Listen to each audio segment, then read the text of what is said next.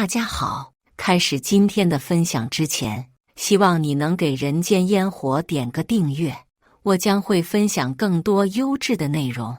我老公身边有一个锲而不舍的追求者，哪怕老公总是对她冷嘲热讽、羞辱刺激，也从未放弃。直到那个女人得了绝症，她苦苦哀求老公，想为她生个孩子。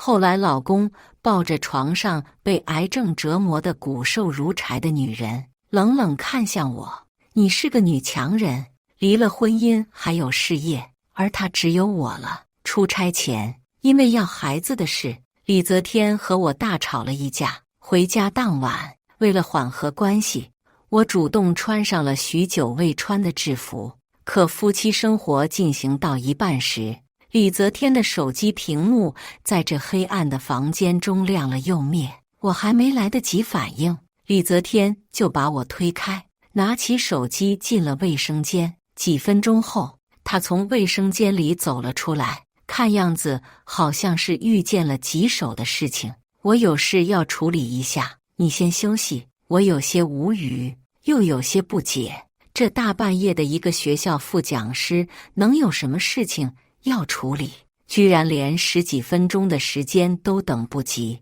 可李泽天并没有给我开口询问的机会，他拿着外套转身出了门，只留下我一个人傻愣愣地待在卧室里，茫然无措。我和李泽天从高中就在一起，恋爱10年，外加结婚了5年，他从来都是以我为重，回家就嘘寒问暖，从来都没有因为工作的事情把我扔下走人。或许是真的有急事吧，调整好了自己的心态，我起身去换了一身正常的睡衣。走到床头柜的时候，不经意间看到了他的平板还放在家里插着充电，鬼使神差的，我拔掉了上面插着的电源。那个平板密码很简单，但我平时没怎么用过，几乎都是李泽天一人在用。我一眼看去，只见平板的页面还停留在一个微信的页面里。我点开的朋友圈，发觉这应该是李泽天的小号，上面记录了很多东西，有我们2人的，也有一些转载的文章。看到上面那些话语，我不禁笑了起来，但紧接着朋友圈里的一条新更新的消息让我愣了几秒。原来兜兜转转后，我最爱的人还是回头来找我了。 ZT， 那是李泽天后2个字的大写开头字母。很快，这条消息后面有人留言了，我看到我的老公在后面写着：我很高兴，我也爱你。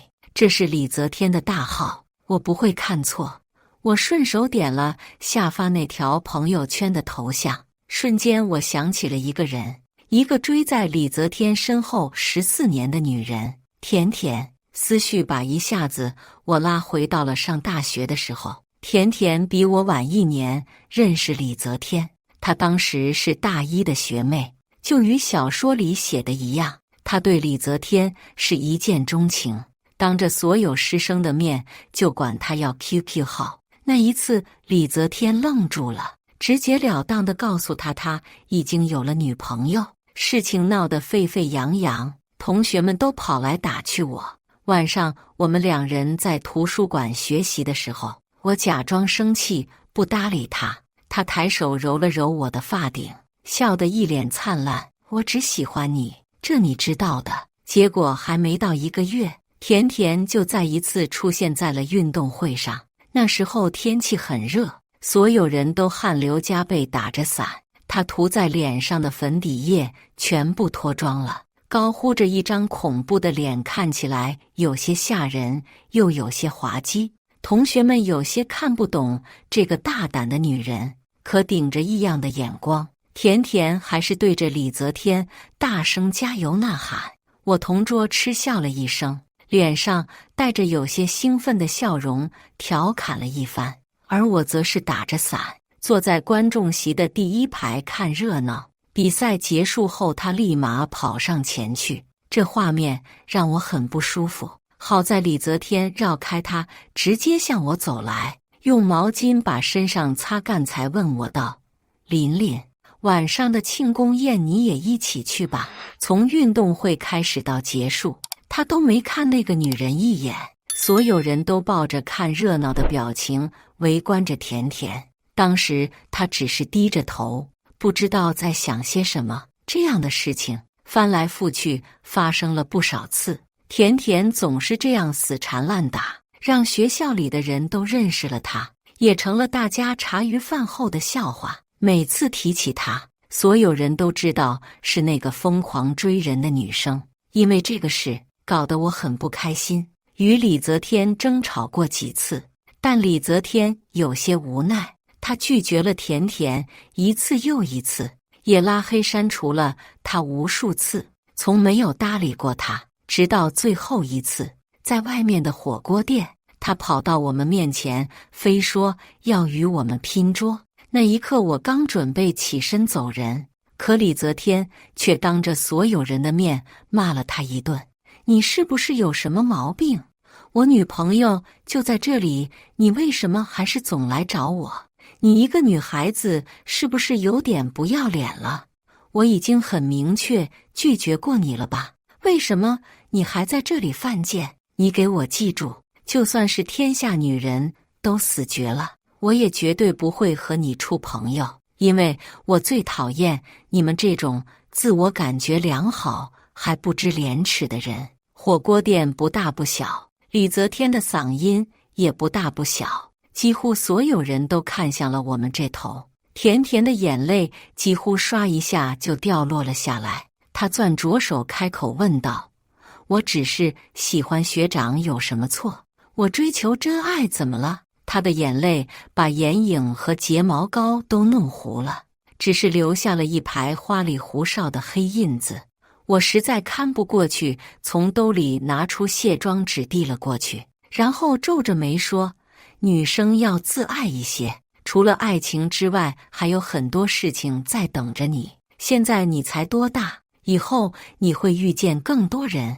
你可以找一个帅哥谈情说爱，但一直抓着一个有女朋友的人就有些过分了。”周围的人听到后都开始指指点点。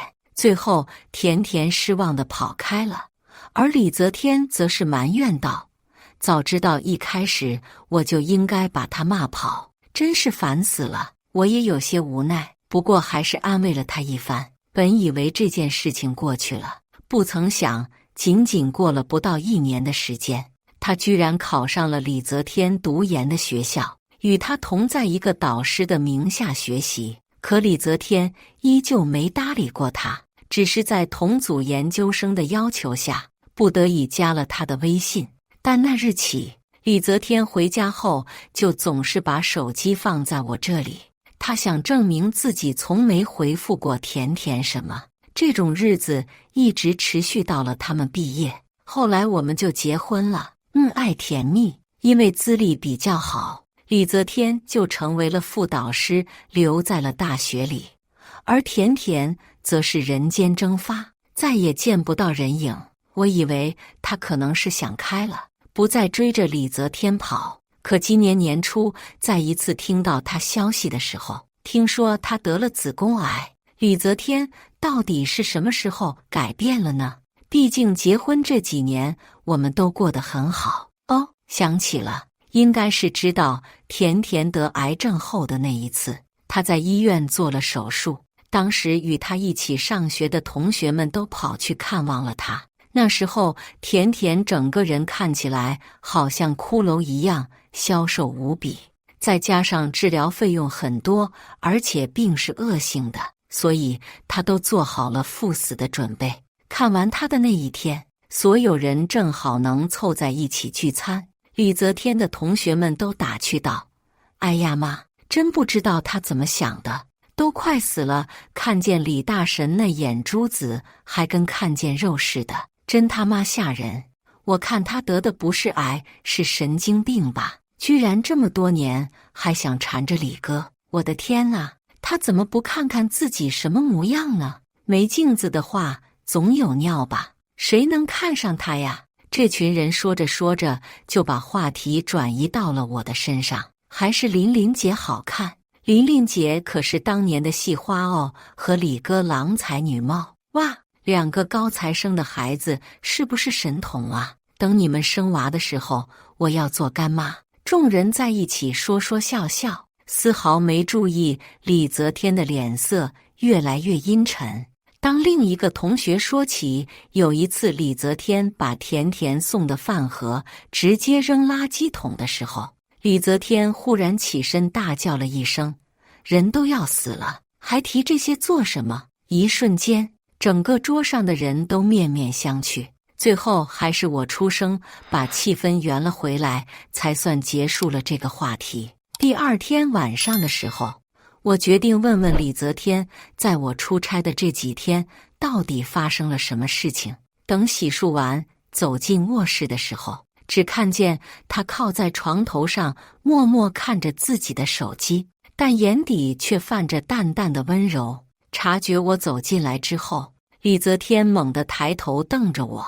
之前我出差回来后，我们二人都会耳鬓厮磨一宿，腻歪的不像话。可现在他却好像看仇敌似的看着我，这一而再再而三的，我实在是受不了了，便开口问道：“你到底是怎么回事？你那眼神看我就好像在看仇人，是我惹你了，还是说你在为要孩子的事生气？”他抿了抿唇，迅速避开了我的目光。没什么，我只是有些忙。我冷笑了一声，伸出了手说：“把你的手机给我看看，到底藏着什么秘密，不能让我知道。”李泽天没想到我会要他的手机，他立马拉下脸来：“我有工作，咱们两个人这么多年，你居然不信任我。”这种欲盖弥彰的气氛下，我更加觉得是发生了什么事。只是几秒钟时间，我便抬手就开始抢他的手机。争夺的时候，手机不小心掉落在了地毯上，屏幕瞬间亮了起来，无数条微信消息落入了我的眼中。医生说我的情况已经稳定了，等指标都正常的话，我就可以出院了。你今晚能再来陪陪我吗？我好害怕呀。等我痊愈之后，给你生个孩子怎么样？我知道你老婆不想要孩子，但我可以给你生啊。看到那几条消息，我感觉自己整个身体都僵硬了。李泽天迅速把手机捡了回去，看着我蹙眉。我抬起手就是一巴掌，大声质问道：“你们到底都做了什么？一个都得癌症的人也值得你发情？你是有多饿多饥渴？”李泽天挨了一巴掌，脸色发青。我只是去医院陪他，我们什么都没做。我更加不相信了，因为昨天他还跑医院去陪那个女人，什么没做，人家就要为你生孩子，这算是舔狗舔成功了吗？他们两个人到底是什么时候暗度陈仓的？我心中不禁产生了疑问。我忽然想起出差前，我与李泽天争吵的内容就是关于生孩子这件事。在结婚之前，我曾经说过不要孩子，可能这几年生活太过于平静了，我婆婆一直吵着想要抱孙子。因为这件事，李泽天也逐渐开始动摇起来。他没事就让我把工作辞掉，然后备孕。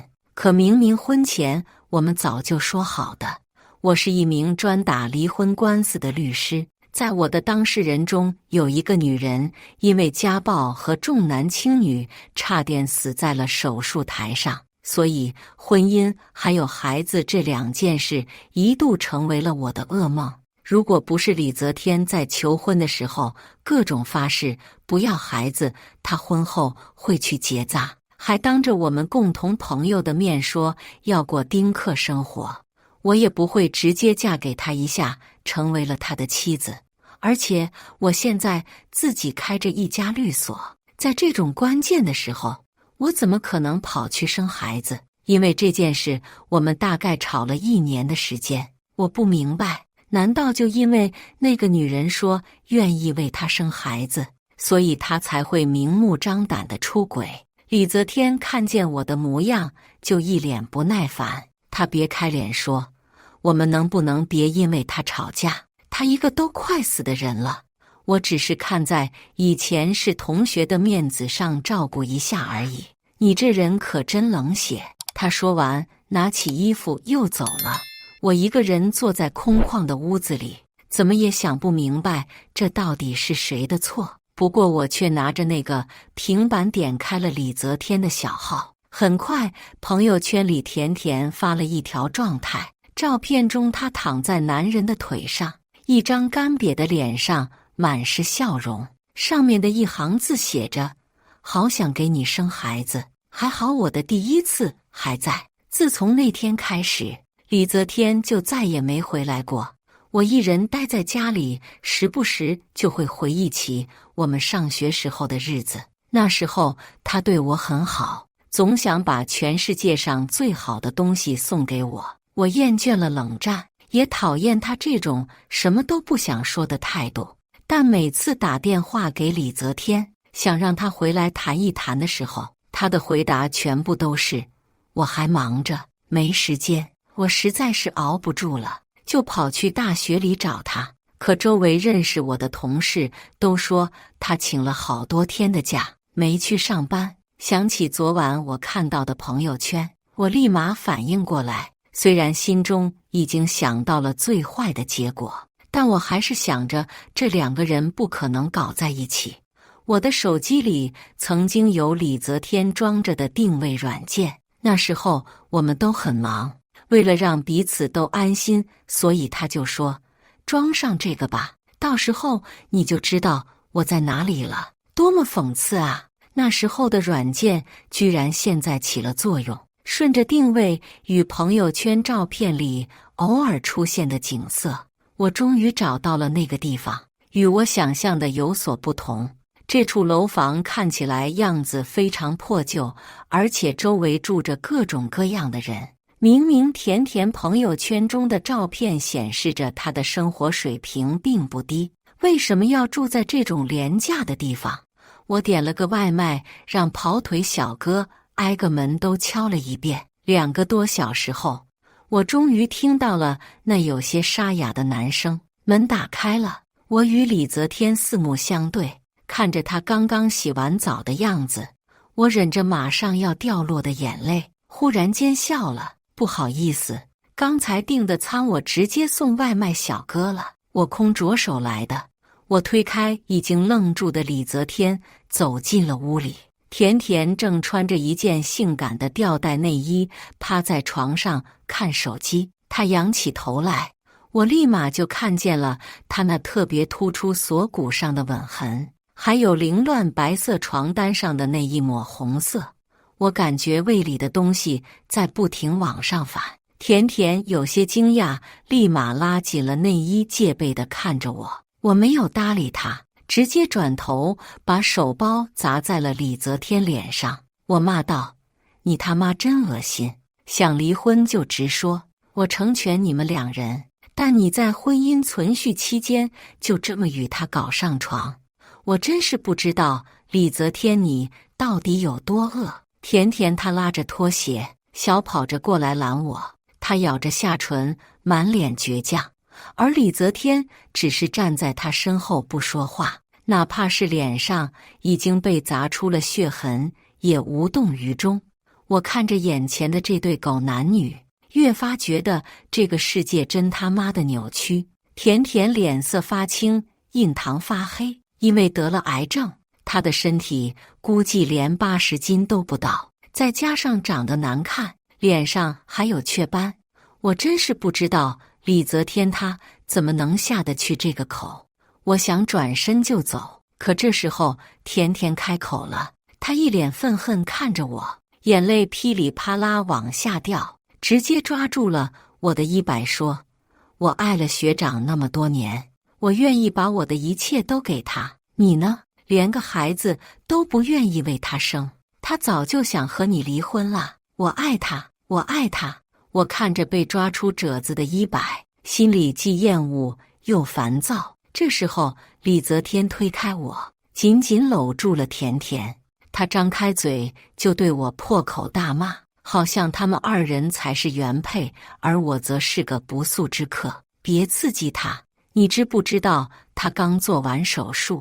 他抱着甜甜要去医院，可我不能在那个女人面前露出懦弱的一面，索性就抱着手臂拦在了他们二人面前，问道：李泽天，我只问一次，你是要抛下我跟他在一起吗？李泽天没有回答我的问题，但半晌后，他还是抿着唇，还是说道：你是个什么都能独立的女强人，没了我，你也能过得很好。但甜甜正生着病，家里也没人了，所以我嗤笑了一声，接下了李泽天未说完的话。所以你是因为我事业心太强，才看上了他。李泽天还想再说什么，可我挥手打断了他。离婚，我本来就是一名专门打离婚官司的律师，所以对于这方面简直是手到擒来。结婚以来，我们两人工资都是各用各的，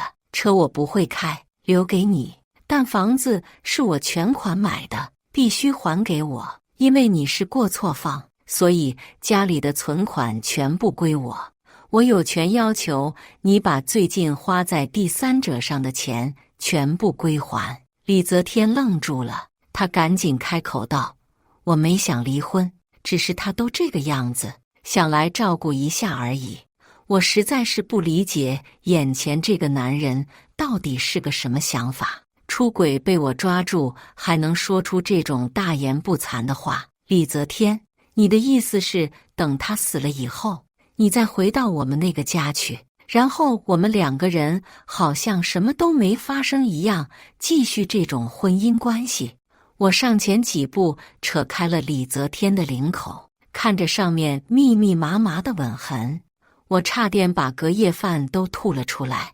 我冷着一张脸，变成了平时工作时的样子，然后拿出了手机，开始淡定地拍照。李泽天，你应该知道，我是一名主攻离婚案的律师。在来之前，我已经把所有的证据都掌握在了自己的手中，现在只不过是二次取证，所以别浪费那个口舌了，不如想想你要请谁来帮你打这个离婚官司。甜甜一直盯着我，忽然她开口讽刺道：学姐，你可真冷血，你永远都是这么高高在上，跟学长说话就好像公事公办一样，你难道对他都没有感情吗？难怪他就喜欢上我了，因为在你面前他永远都抬不起头来。既然所有的事情已经全部都说清楚了，我也懒得再与之废话，收起了手机。我背着包就要往外走，这时候李泽天叫住了我：琳琳，我们每次吵架你都是这样据理力争，我每次回去面对着漆黑的家，连口热饭都吃不上。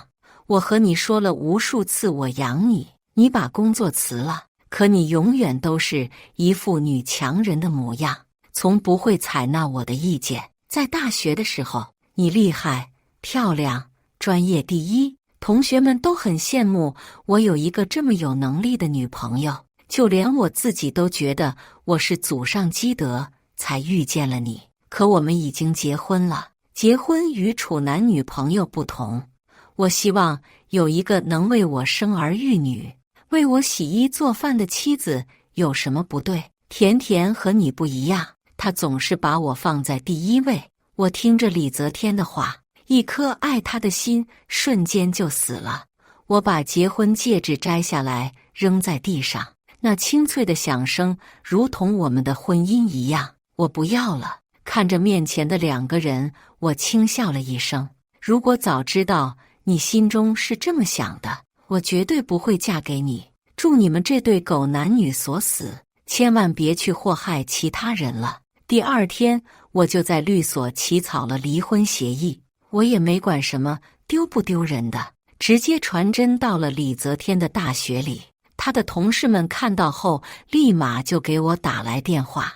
我忙着手头的工作，只是淡淡说道：你们不知道吗？李泽天与甜甜在一起了。过了半晌，电话那头的惊呼声接连响起，所有人都骂道：“这他妈眼睛是有多瞎呀！”然而当天晚上，一个大学里的师妹就找上了我，她小心翼翼和我说，那个甜甜根本就不是自己考上研究生的，听说她好像是学长导师的侄女，通过暗箱操作才走后门进来的。我沉默着没有说话，不禁想起最近这2年李泽天的工作一直不太顺心，正常他早就应该升上主讲师了，可不知为何他一直还是处在原先的那个位置上。李泽天上学的时候就心高气傲，因为不能升职这件事，他情绪低落了很长一段时间。我忽然觉得我看不懂李泽天了。我想估计从那时候开始，他就已经做好了这方面的准备。这个男人在剥下了那张人皮后，李子居然这么恶心。工作完后回了家，我开始收拾东西。我不打算再留着这套房子，准备离婚就卖了。因为工作压力大，再加上这次的打击，我的胃病又犯了。急忙打车去医院开药的时候，我听到了那个熟悉的声音：“大夫，我恢复得不错，是不是可以要孩子了？”他脸颊消瘦，脸色越发暗沉青紫，一头黑色及腰的长发散在身后，2个眼球外凸，却抹着艳红色的嘴唇，看起来好像山村老师。他从门诊室出来的时候，正好看见了拿胃药的我。我不想与他纠缠，可有人就爱犯贱。哟，这不是学姐吗？怎么生病了，连个男人都没在身边陪着？我蹙眉，并不想搭理这个疯子。如果不是职业关系，估计我会给他一巴掌。但见人就是见人，狗咬了你一口，你不能再咬回去吧？可他却一直跟着我说了很多，以至于旁边的人都看着他小声议论：“学姐，你知道吗？你出差的时候，学长一直都陪在我的身边。医院的护士和大夫们都夸赞我老公人真好，一直陪着我。学长是不是接电话的时候说他加班呢？被人骗的滋味不好受吧？我真是不理解他的脑回路到底是怎么长的。本来心底还有些伤心与难过在，可现在我只觉得这对渣男贱女在我前面晃悠，挺没意思的。”走出了医院，我抬头看见了站门口的李泽天。他一看见我，立马低下了头，假装不认识。我面无表情看着甜甜扑进他的怀中，直接头也不回地打车走了。我与李泽天共同的朋友知道这件事后，都各种打电话询问，直到他们发来朋友圈截图，我才知道那2个人官宣了。甜甜在朋友圈发了一张照片，照片里的男人露出了半张脸，任谁都能看出来那是李泽天。与我关系不错的同桌直接发来了语音，我冷笑着把所有的事都和他说了。同桌听完有些疑惑，便和我说了他所知道的事。那个甜甜欠了一屁股网贷，前几天电话都打到我这里来了。他傍上李泽天，不会是想让他当冤大头吧？而且谁不知道他家什么条件？上学的时候就靠助学贷款活着，这又得病又手术的，我看他就是来恶心你的。听完同学的话，我觉得有必要调查一下这些年甜甜的经济状况。等助理弄到了全部的档案，我才知道他原来家中一贫如洗，而且每个月都借钱打给他的父母。不止这样，他的弟弟还时不时跑来要钱，估计是常年劳累加上压力，才使得他患上了癌症。我无声地笑了，也不知道李泽天那点工资够不够他们2人还网贷的。1个月后，我在民政局门口看见了2个如连体婴似的男女，如山村老师般的女人死死抱着男人的胳膊，根本不管其他人的目光。我看着2人面带微笑，准备等我和李泽天领离婚证。等证件拿到手后，李泽天才抬起眼睛看着我，默默说了句对不起。就在这时，甜甜突然朝着工作人员问道：今天离婚的人能去领结婚证吗？他的声音把民政局内所有人的视线都聚集在此，丝毫不顾及李泽天的脸面。工作人员的眼睛在我们三人间来来回回，不过最后还是告诉他可以。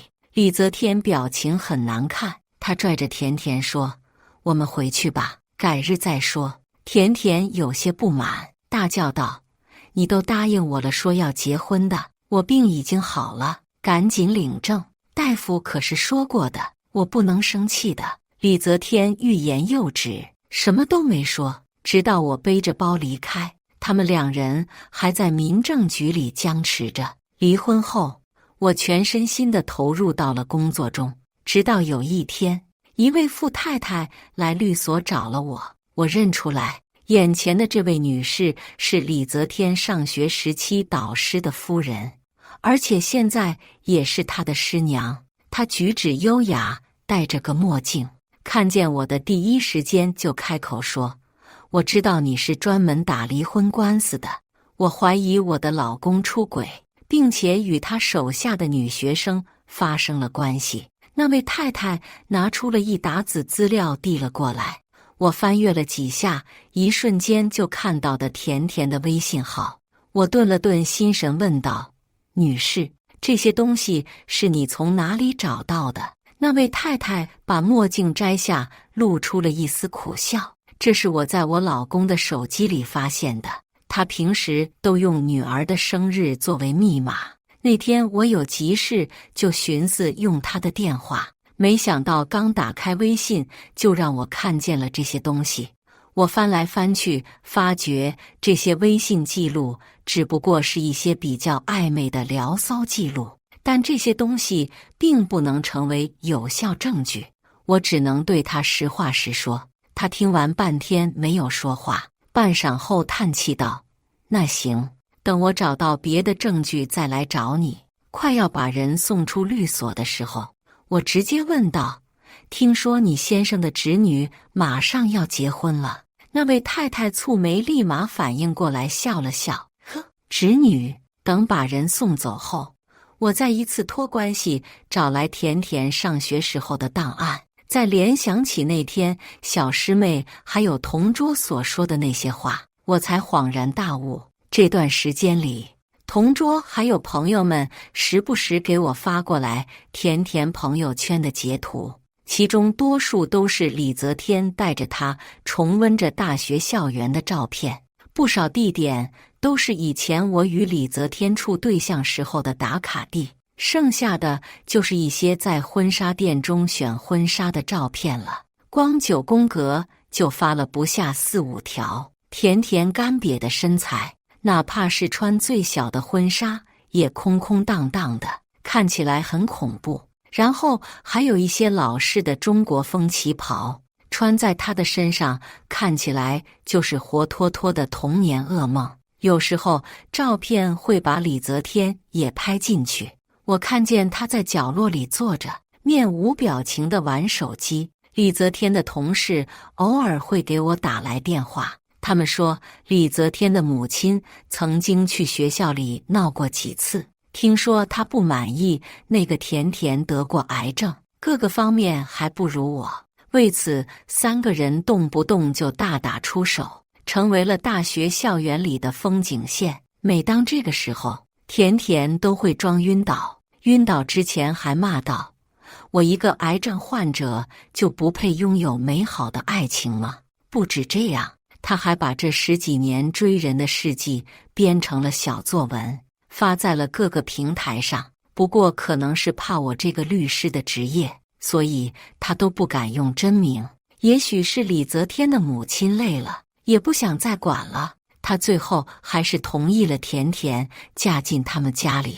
趁着这个机会，这位前癌症患者还开通了直播之类的账号，正好在我与李泽天离婚的第52天后，他发视频告诉网友们，他要结婚了，要奔向他的爱情了。可惜这条视频并没有多少人关注，我好心为他增加一条评论，祝福所死。不过几秒钟，他就回复了我的评论，可我却忙着工作，没有再看下去。二人的婚礼如期而至，这天正好是我在家休息的一天。我打开了软件，一眼就看见了甜甜的直播间，点进去才发现，这婚礼现场居然就是一间普通到遍地都是的小饭馆。同学和我说，李泽天好像因为觉得丢人，不想办婚礼，可甜甜执意要穿婚纱，最后才勉强选了这个地方。我无语地看着直播间里新郎新娘二人并排走，都要侧身的地方，有些唾弃。不过甜甜却浑然不觉，拿着麦克风讲述着她这些年当舔狗的事迹，偶尔动情的时候还落下眼泪。这一套流程下来，让不明所以的网友们还以为二人才是彼此的初恋。很快就到了敬酒的环节，但没想到婚礼上居然来了一位不速之客。那位富太太居然跑去了酒席上，她拿着一沓子照片，气势汹汹找到了正在被新人敬酒的导师，然后把照片全部砸在他脸上，直接开骂：当年你要不是娶了我，能有现在的成就和地位，就连你当导师的时候也是我家出资最多，给你找人托关系什么的，可你呢，居然背着我睡你的女学生，你要脸吗？这时候那位太太正好看见了拿着手机直播的甜甜，她指着镜头也指着新娘骂道：好啊，你居然还舔个脸直播，你告诉我，你这个连大学都考不上的人，到底是怎么睡成了他的学生？太太边叫边开始抬手打人，甜甜被扯着头发，痛得直嚷嚷。李泽天还没反应过来，拦下人就问：师娘，你什么意思？太太冷笑了一声，把照片打在他脸上说：什么意思？看看照片吧，你的新娘子都被你导师睡了不下几百次，这个不要脸的婊子提起裤子还想嫁给你，让你当接盘侠，我是真看不懂啊！她哪里比得过你的前妻？你他妈饿成什么样，连这种女人都能吃得下？网友们被这惊天大瓜砸得一时间眼花缭乱。手机镜头最后定格的画面是一张中年人与新娘的露骨床照，事情一旦冲上了热搜，几乎就没什么可能回转的余地。朋友还有一些同学本就看不上甜甜，出了这件直播的时候，他们不止看不上甜甜，就连李泽天他们都开始各种鄙视。我看着他们一股脑涌入甜甜的直播账号下，纷纷留言，真是小刀拉屁股开了眼。做三都那么明目张胆地歌颂爱情，那原配稍微没能耐点，是不是就得去死？李姓某人，原配跟了你10几年，没有功劳也有苦劳，你甩了人家，还享受着高等学院的待遇，你好意思吗？大学校园里不应该出现这种败类，祝福两个人紧紧锁死哈，可别他妈出来祸害别人了行不行？当年琳琳姐为了你丢下工作，放弃了进修的机会，你现在起身拍拍屁股，说人家比你厉害，比你强，想要一位家庭妇女，那你当初追人家的时候想什么呢？不要脸就是不要脸，别把自己说的那么委屈。操！我作为朋友都知道，你们两人结婚后房子是学姐买的，你一个男人吃软饭吃习惯了吧？非得软饭硬吃，是不是贱皮子啊？那种货色都能下得去嘴。对于导师与你，我实在是佩服啊！很快这个账号就被官方和谐了，但造成的影响估计一时间难以估量。又过了大概2个月时间，我最近不只接手了离婚案件，其他案子也开始接起来。虽然忙到找不到北，但我还是新买了栋别墅，又自己考了驾照。一天晚上，我加班加到了10点多才出了律所。刚走了没多远，就看见李泽天正坐在一辆保时捷旁边发呆，发觉我正往他那头走，他赶紧起来和我打招呼：“琳琳，好久不见了。”我直接拒绝了他：“不好意思，这是我的车，别挡着我回家。”他红着眼眶，看起来有些狼狈。那时候我其实没想和你离婚的。我听着他的话，忍不住笑了起来。别，你不想离婚，但我想。李泽天，我们处对象加结婚15年了，我从来都没有对不起你的时候。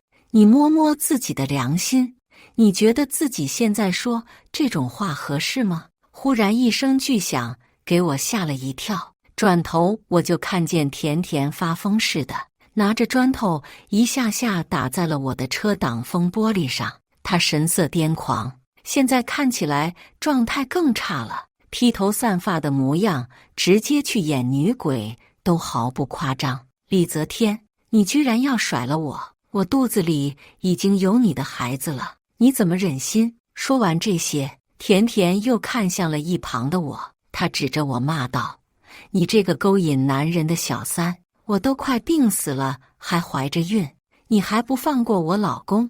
一时间，我感觉超级无语，因为我真的挺无辜的，而且我的保时捷也挺无辜的。这一次，我没再惯着他们2个人，直接拨打了报警电话。警察来的时候，甜甜还抓着李泽天的脸一顿挠，嘴里还不停叫骂着。我只是与警察说了，我绝对不和解，要让他进去待几天。忽然间，他再一次晕倒了，我以为他又开始装晕了，可这一次，甜甜是真的晕倒了，他的癌症扩散了。这算是恶有恶报吗？我不知道。后来听朋友们说，因为他与导师还有李泽天3人的关系，大学没多久就该开除的开除，该解聘的解聘了。不止这样，住在 ICU 的他债务问题也在同一时间爆发了，几乎催债的电话，只要认识他的人都接到过，其中也包括我。李泽天这些年本就没有攒下多少钱，上次举办婚礼的时候，把他那点积蓄都花光了。现在他没了工作，也没了收入，想出去找活干，但因为直播那件事，几乎这个城市的人都认识了他这个渣男，索性他离开了甜甜，跑去了外地。反正从那次我报警后，就再也见不到人影了。3年后，我再婚了，我的丈夫是位人民法官，我们2人选择了旅行结婚，准备飞去国内外玩一圈。在飞机上等起飞的时候，我见到了许久不见的同桌，丈夫体贴我，让开了座位，让我好好与朋友聚聚。他神神秘秘地与我说了好多，话里话外无非就是李泽天这几年过得很不好。我笑着觉得所有的一切都是上天安排好的。你知道吗，琳琳，那个女的死了。我听着有些惊讶。同桌接着说是她进了 ICU 没多久，人就不行了，而且也没人管她，反正下场挺惨的。你说她到底是图什么呢？李泽天要钱没钱，就长得好点，真是不理解呀。我也不理解，但我知道的是，别人没有必要非得喜欢你，你也不必非去追求别人的爱，他们甚至不需要尊重你。但当你照镜子的时候，请你好好看看自己，好好爱自己。你要知道，你是这世界上最独一无二的人，谁也无法替代你。以上就是今天分享的故事，大家有什么想说的、想吐槽的，欢迎在下方评论交流。也更希望能给人间烟火点个订阅，我将会分享更多优质的故事内容。